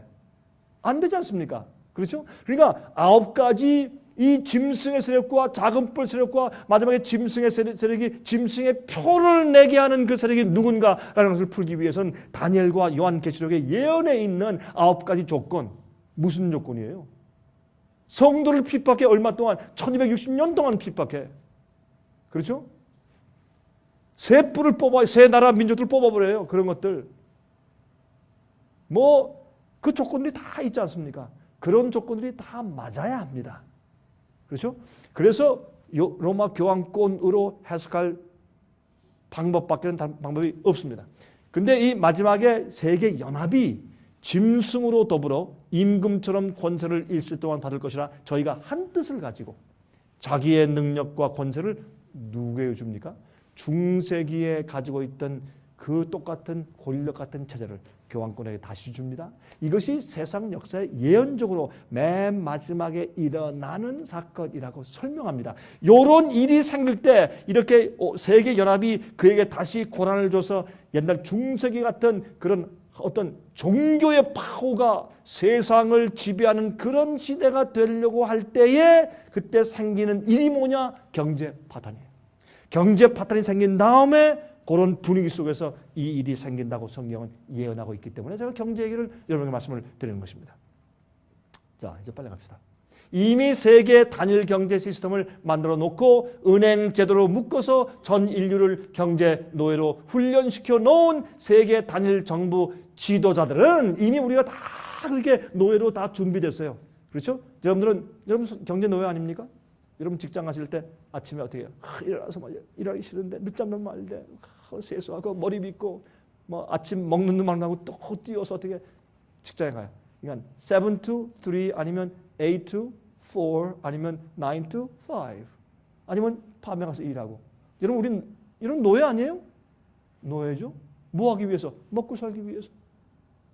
보스가 해 그러면 하고 하지 마 그러면 안 하고 아파도 나와 그러면 나가고. 여러분 노예 아니에요? 내 마음대로 할 수 없는 게 노예지. 무슨 노예예요? 경제 노예. 그거 안 하면 못 먹으니까 다 경제 노예예요 지금. 아이들 어떻게 학교 보내니까 학비 내기 위해서 돈 벌어야죠. 다 경제 노예지. 차 사기 위해서 경제 노예죠. 집을 샀어요. 페임을 하기 위해서 일해야 돼. 투잡을 뛰어야 돼. 그거 경제 노예 아니야? 그게 다 노예예요. 이렇게 된 다음에 나중에 딱 잡은 다음에 자 그런데 너 이제 사고 팔고 못해? 너 페임은 못 냈지? 이렇게 해버리면 어떻게 돼요? 이러한 압박을 이기고 죽더라도 내 아이들이 응애응애 울더라도 주님께 맡기고 믿음으로 난 주님의 뜻이 더 중요하고 먼저 그 나라와 그 의를 구하겠습니다. 주님이시여 내가 이런 경험으로 살아왔기 때문에 나는 주 앞에 올인하고 진리에 올인합니다. 내가 당장 죽고 먹지 못하고 굶을지라도 주님의 말씀과 계명이 내가 더 중요합니다. 이렇게 할 수 있겠어요 사람들이? 거의 다 못하는 겁니다. 왜? 지금부터 그렇게 안 해와요. 현 세계 경제 침체를 이용하여서 온 세상을 포위하며 압박해 오고 있습니다. 교황권에게 그 능력과 권세를 다시 주기 위해서 이런 일을 하고 있습니다. 우리가 사고 파는 경제 체제에 묶여 있지 않다면 짐승의 피의 환란이 아무런 효력을 발휘하지 못할 것입니다. 그래 마음대로 하시오. 난 뭐 내 뭐 땅에 가면 고구마 있고 옥수수 있고 걱정할 필요 없어요. 마음대로 하십시오. 그러면 이 핍박과 제재가 소용이 없어집니다. 그래서 막인 거 알아요. 그래서 모든 사람들은 어떻게 해요? 딱 경제적으로 발을 묶고 났어요. 이게 어느 은행인지 혹시 기억나십니까? 한국은행입니다. 우리 한국 사람들이니까. 이거 요새 새로 나온 5만 원권입니다. 이거 5만 원권이 나오니까 편리하대요. 돈 쓰는데. 그렇죠? 돈의 양이 줄었으니까. 돈이 없으면 못 삽니다. 이렇게 체제를 딱 만들어 놨습니다. 그 다음에 사람들이 열심히 노동하고 일한 대가를 갖는 것이 아니라 도박해서 돈 벌려고 어떻게 월스트리트 주식 투자가 생겼습니다. 이거 다 도박입니다. 이거 다 도박하는 겁니다. 어떤 사람들 말이죠. 밤늦게 눈이 새빨개지면서 컴퓨터 들어가고 이거 투자하려고 다 뭐 일일 개미들 뭐 그래가지고 이거 다 도박입니다. 자꾸 수고하지 않고 돈을 뻥 튀겨서 늘리는 것이 이게 도박이지 아니고 뭡니까? 다 이런 그리스도인들은 다 이런 데 빠져 있고 말이죠. 어떤 사람이 말이죠. 주식해서 큰 부자가 됐으니까 목사님이 이 장로님이 요즘에 주식 투자해서 10배를 남았답니다. 주님의 축복을 감사합시다. 그러면 하면 그게 마귀 축복이죠. 어떻게 하나님의 축복이에요. 그게 그렇게 교인들을 훈련시켜 놓으니 경제 노예가 되지 다. 예? 눈이 살팔게 해가지고 보세요. 요한계시록 12장 17절 보세요. 용이 여자에게 분노하여 돌아가서 그 여자의 남은 자손 곧 하나님의 계명을 지키며 예수의 증거를 가진 자들로 더불어 싸우려고 바다 모래 위에 서더라. 예수님께서는 어떤 일이 있어도 아버지의 뜻을 이루기 위해서 예수님께서 타협하지 않았어요. 그것이 예수의 믿음이요, 예수의 증거요. 사람들을 컨트롤하는 두 가지 방법이 있어요. 어떻게 사람들을 컨트롤할 것인가? 두 가지 방법. 첫 번째, 경제 시스템이에요. 즉 돈을 만들어 주어서 그것으로 물건을 사고 팔게 만듦으로 돈으로 컨트롤함으로써 사람들을 컨트롤하는 방법이 있어요. 그게 경제 시스템으로 사람들을 컨트롤해요. 그게 노예예요. 우리는 다 자유인이에요. 우리 마음대로 할 수 있는데 하기 싫으면 안 하고 하고 싶으면 하고 우리 마음대로 할 수 있는데 이런 경제 시스템 가운데는 우리가 그렇게 할 수 없어요. 다 노예예요. 종이에요. 두 번째, 엔터테인먼트로 사람들의 마음을 컨트롤해요. 음악, 영화, 드라마, 우리를 즐겁게 하는 거. 그래서 그런 텔레비전 이런 걸 통해서 우리 마음을 즐겁게 함으로 사람들을 컨트롤해요. 제가 시간이 좀 많이 지나가니까 제가 이것은 더 이상 말씀을 안 드리겠습니다. 토마스 제퍼슨, 유명한 그 미국의 창립자 가운데 하나고 헌법을 만든 분이 토마스 제퍼슨 씨가 이렇게 말했어요. 은행 제도는 적군의 포위보다 더 위험한 것이다. 더 위험한 것이다. 헨리 키신저, 유명한 정치인, 돈을 지배하는 자들이 세계를 지배하는 것이다. 그런데 요즘에는 이 돈이 은행에 있으면 뭐 00000이든지 아니면 000이든지 장부에 있지 실제 우리가 돈을 못 보죠. 이 은행의 자산이 1억 불이다. 그러면 그 1억 불에 상당한 금과 은이 있어야 할 텐데 그게 없습니다. 그러니까 뭐만 왔다 갔다 해요? 장부에서의 000 이것만 왔다 갔다 해요. 그래서 사실 말이죠. 이 현재 경제 시스템이 크래시되면 야 이건 정말 허수아비 같은 존재가 그냥 쓰러져 버리는 것 같은 그런 경험들이 너무너무 분명히 보일 거예요. 사람들이 깜짝 놀랄 것입니다. 이것이 허상 가운데 지금 이렇게 세워져 있는 그런 경제 시스템이기 때문에 그렇습니다. 우리가 빠다되죠. 우리가 농사 지은 거 이거 주고 아니면 무슨 못을 사온다든지 망치를 사온다든지 아니면 내가 말 발굽을 이렇게 만들었다가 대장장이가 그거 팔아가지고 그거 가지고 또 다른 사람 집에 가서 고구마를 가져온다든지 이렇게 하고 살았어요. 그게 원래 기본적인 그 경제예요. 지금은 그게 아니죠. 자, 성경에 나타난 세계적인 경제 공황의 모습을 보십시다. 이제 결론적으로 창세기 41장 55절부터 57절 애굽 온 땅이 주림에 백성이 바로에게 부르짖어 양식을 구하는지라 바로가 애굽 모든 백성에게 이르되 요셉에게 가서 그가 너에게 이르는 대로 하라 하니라. 온 지면에 애굽뿐만 아니라 온 땅에 세상에 온 지면에 기근이 있음에 요셉이 모든 창고를 열고 애굽 백성에게 팔세 애굽 땅에 기근이 심하며 각국 백성도 양식을 사려고 애굽으로 들어와 요셉에게 이르렀으니 기근이 온 세상에 심함이었더라. 자, 제일 첫 번째 우리가 아는 것은 이 기근은 이 경제적인 파탄은 세계적이었다. 온 세계적이었다. 자, 그런데 이게 어떻게 됐느냐 보세요. 47장 창세기 13절부터 15절 보시면 기근이 더욱 심하여 사방에 식물이 없고 애굽 땅과 가나안 땅이 기근으로 쇠약하니 요셉이 곡식을 팔아 애굽 땅과 가나안 땅에 있는 돈을 몰수히 거두고 그 돈을 바로의 궁으로 가져오니 애굽 땅과 가나안 땅에 돈이 지난지라. 애굽 백성이 다 요셉에게 와서 가로되 돈이 지나였으니 돈이 없어졌으니까 우리에게 식물을 주소서 어찌 주 앞에서 죽으리까. 자 보세요. 하나님께서 요셉을 통해서 말씀해 주시기를 7년 풍년, 7년 흉년이 온다. 풍년 때 곡식을 다 창고에 쌓아놨다가 흉년 때 나눠주고 팔아라. 그렇게 된 입장을 여러분 아시죠? 자, 그럴 때 제일 먼저 사람들이 와서 어떻게 했습니까?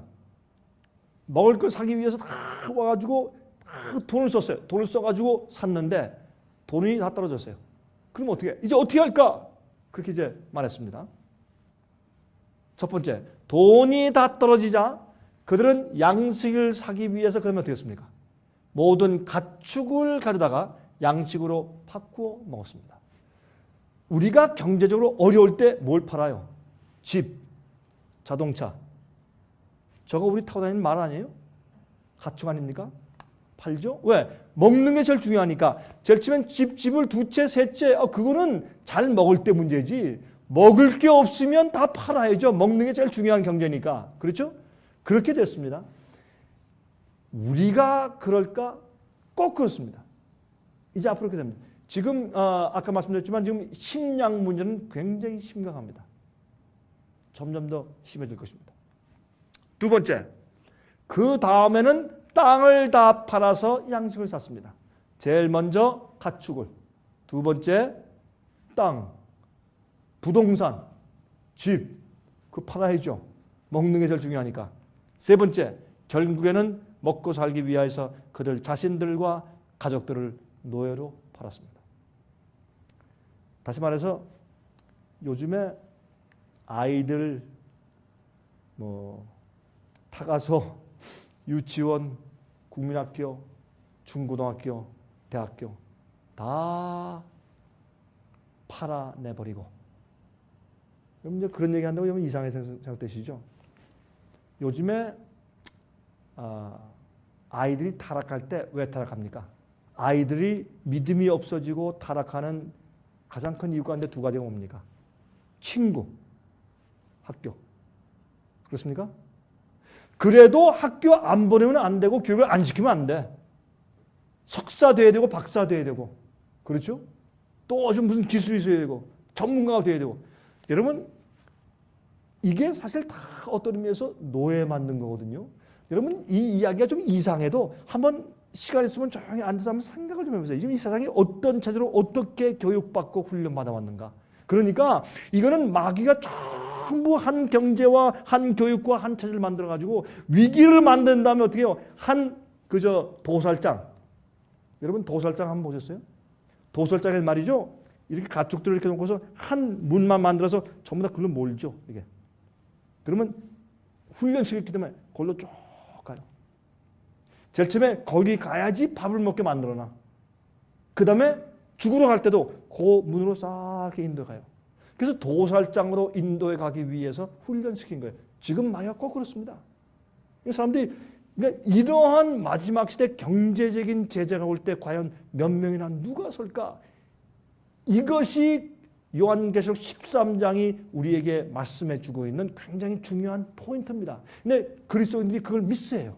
그래가지고 그때 되겠지, 괜찮겠지, 주님께서 어떻게 해주시겠지, 지금까지 잘 살아왔는데 아닙니다. 이게 앞으로 오는 이 핍박과 앞으로 오는 위기는 지금까지 우리가 보거나 경험한 적이 없는 그런 개국 이래로 없던 환난일 것입니다. 그래서 많은 사람들이 자기 신앙을 팔아먹게 될 것입니다. 그래서 우리가 먼저 우리 믿음을 준비해야 합니다. 성령을 받아야 합니다.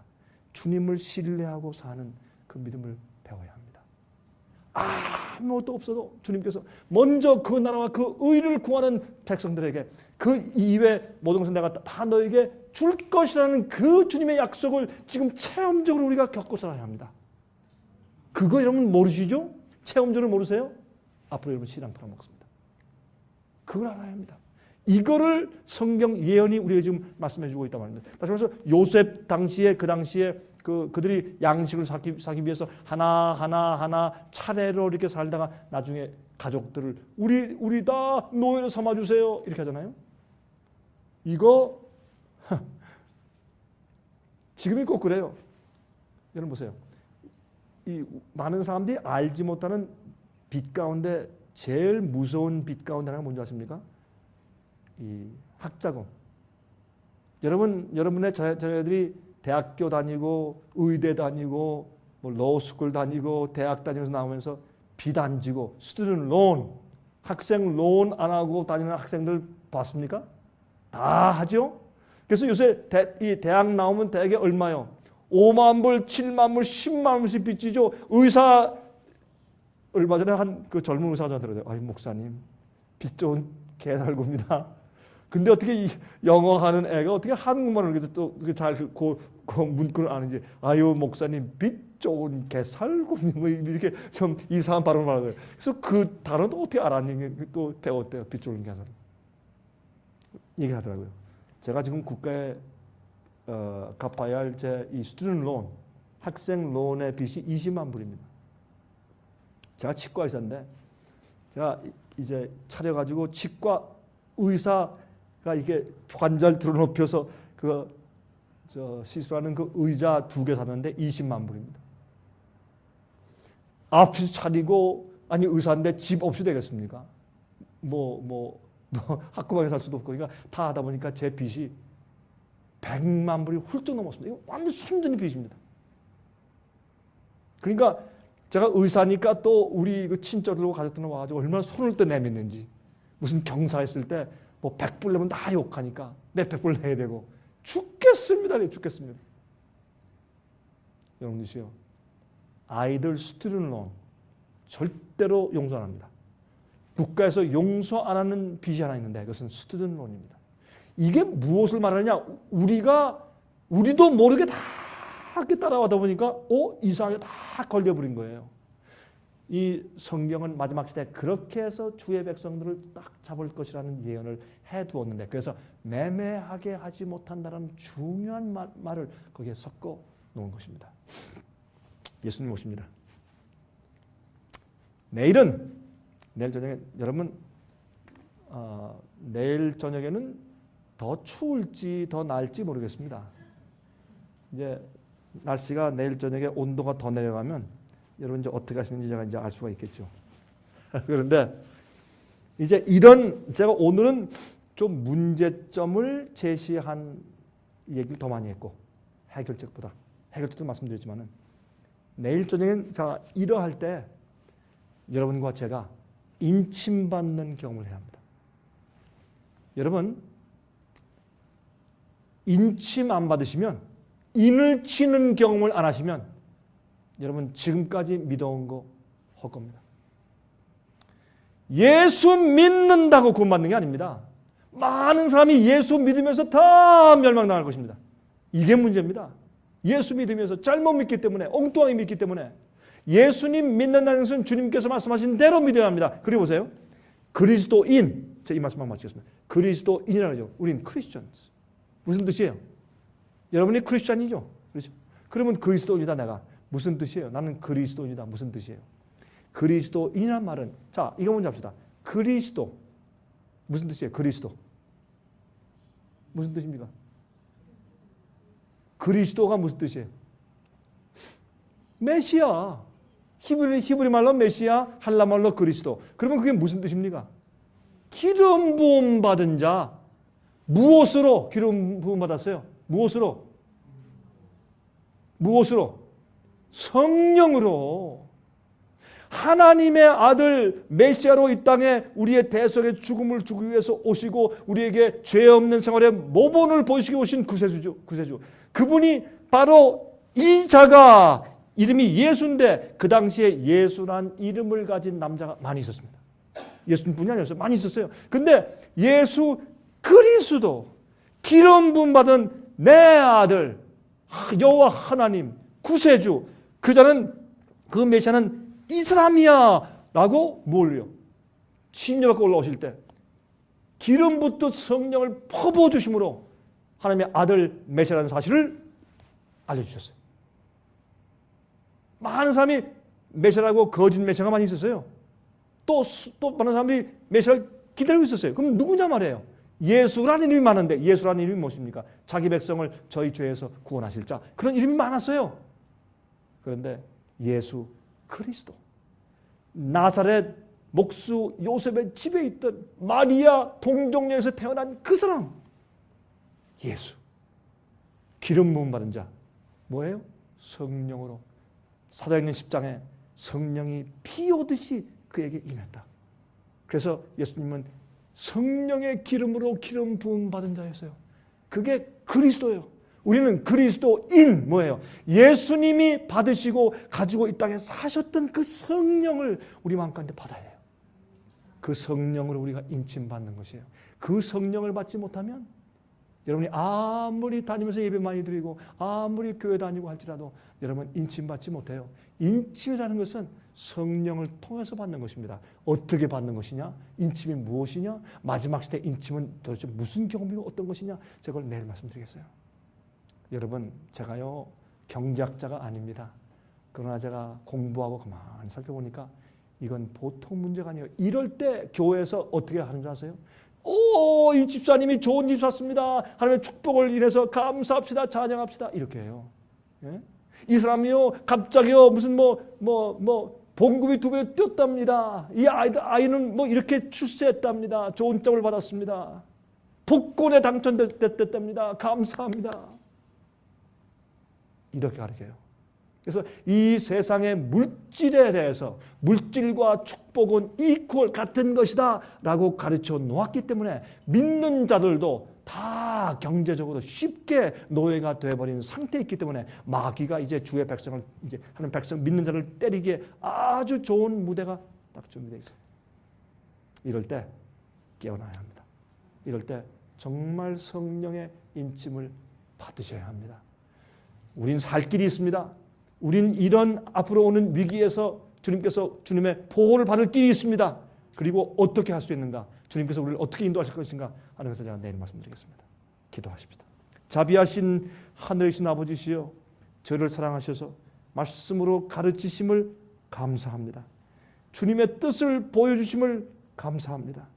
또 이런 예언을 우리에게 기록해 주신 것을 감사합니다. 주님의 계시를 인해서 감사합니다. 아버지시여, 이날 저녁에 우리가 마음문을 열고 확실하게 우리 마음을 살펴보기를 원합니다.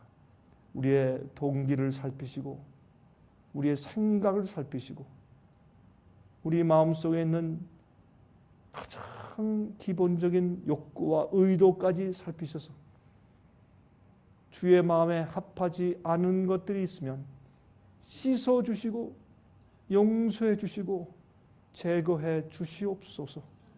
하나님이시 어떤 일이 있더라도 주님과 진리에 충성스러운 자가 될 수 있도록 저희를 도와주시옵소서. 성령의 인침을 원합니다. 인침 받는 자들 되게 하시고 그렇게 하여 주님의 능력을 힘입어 우리뿐만 아니라 우리 모든 가족들과 주위에 있는 사람들에게 깨우고 구원의 길로 인도하는 충성스러운 주의 종들 되게 하시옵소서. 예수 그리스도의 거룩하신 이름을 의지하여 간절하게 기도합니다.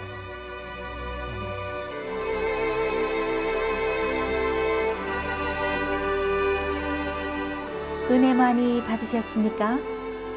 생애의 빛은 각종 미디어, 즉 출판물, 텔레비전, DVD, CD, 그리고 웹사이트를 통하여 복음을 전하는 미디어 선교 기관입니다.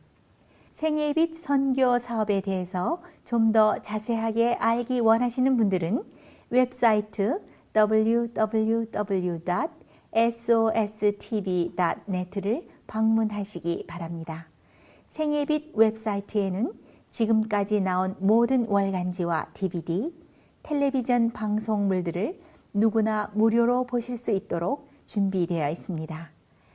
지금까지 소개해드린 생애의 빛 선교 교재 중에서 원하시는 책자나 DVD가 있으시면 무료 전화 1877-704-1004번 1877-704-1004번으로 신청하여 주시기 바랍니다.